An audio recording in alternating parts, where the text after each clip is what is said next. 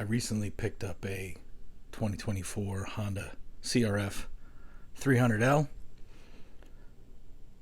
1 mile on it. Have about 50 on it now. Got a couple parts. So here's an overview how the bike looks as I got it. Ordered a handful of parts, which I'll show you here next. I'm going to change the handlebars, change the exhaust, skid plates, rear tail light. Got some other parts on order. Some HRC stickers that I'm going to add. Pro taper, 1/8 CR high bends, Moose Racing skid plates, TST tail light, Yoshimura exhaust. So here's the after shots of the video.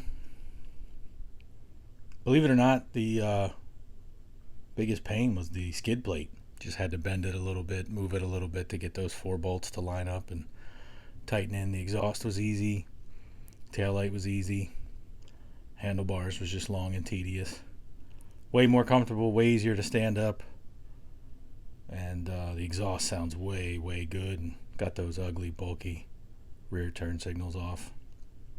So, next 2 videos are the sound of the exhaust before and after. Thanks for watching. It's like 105 degrees today, but I'm going to do some riding videos soon and I'll get those posted up.